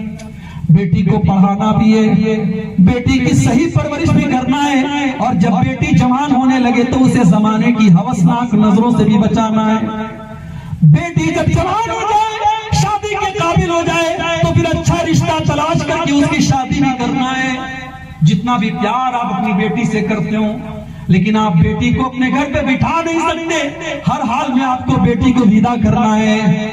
آپ نے رشتہ تلاش کر لیا, لڑکا دیندار ہے, اچھا ہے, آپ نے بھروسہ کر لیا, لیکن اس بات کی کیا گارنٹی ہے کہ وہ لڑکا کل آپ کی بیٹی کے ساتھ ظلم نہیں کرے گا, زیادتی نہیں کرے گا. کتنے واقعات شاہد ہیں کہ باپ بڑی محنت سے رشتہ تلاش کرتا ہے, بڑی کھوج بین کے بعد رشتہ تلاش کرتا ہے, مگر داماد کھوٹا نکل جاتا ہے, بیٹی پر ظلم و ستم کرتا ہے. جس بیٹی کو باپ نے بڑے لاڈ و پیار سے پالا ہوتا ہے, اس بیٹی کو تھپڑ مارتا ہے, اس بیٹی کو لاٹھی ڈنڈے سے مارتا ہے, اس بیٹی کو ٹارچر کرتا ہے, اور بیٹی بیچاری سسرال میں یہ سارا ظلم سہتی ہے کیونکہ اسے پتا ہے اب میری شادی ہو چکی ہے, اب میں مائکے نہیں جا سکتی. اگر میں مائکے جاؤں گی میرے باپ کا بی پی بڑھ جائے گا, میری ماں کی شوگر بڑھ جائے گی, میں اپنے ماں باپ کے لیے بوجھ نہیں بن سکتی. وہ سسرال کا ہر ظلم و ستم سے کا جینا حرام کر رہی ہے. عید کا تہوار آیا, بیٹی اور داماد دارجلنگ گھومنے گئے, ماں خوش ہو جاتی ہے, میری بیٹی کتنی خوش نصیب ہے, داماد میری بیٹی کو کلکتہ گھمانے لے کر کے گیا ہے, داماد میری بیٹی کو دارجلنگ گھمانے لے کے گیا ہے. دوسرے دن بہو گھر سے جا رہی ہے, بیٹی تو کہاں جا رہی ہے؟ میں دارجلنگ جا رہی ہوں, میں آپ کے بیٹے کے ساتھ اپنے شوہر کے ساتھ دارجلنگ جا رہی ہوں. وہی عورت جو اپنی بیٹی اور داماد کے اوپر خوش ہو رہی تھی, اب وہ تانا مارتی ہے, ارے تو کتنا بے غیرت ہے, تو مجھ بڑھیا کو گھر میں چھوڑ کر کے اپنی بیوی بچوں کو لے کر کے دارجلنگ گھومنے جا رہا ہے. جو چیز بیٹی اور داماد کے لیے خوبی ہے وہی बहू और बेटे के लिए गुनाह बन जाती है। क्यों मेरी प्यारी माँ और बहनों, इसका भी हमें और आपको अल्लाह के हिसाब देना पड़ेगा। ये जो डबल स्टैंडर्ड है, जो ये दोगलापन है, ये जो दोहरी पॉलिसी है, अल्लाह के हमें इसका हिसाब देना पड़ेगा। अगर सास ये चाहती है कि मेरी बहू मुझे माँ का एहतराम दे, मुझे माँ की इज्जत दे, तो सास को भी चाहिए कि वो बहू को बेटी समझ करके उसके साथ, अगर बेटी ने कोई गलती की है, शादी के पहले बेटियां खाना नहीं पकाती हैं, माएं प्यार से कहती हैं, कभी सख्ती नहीं करती।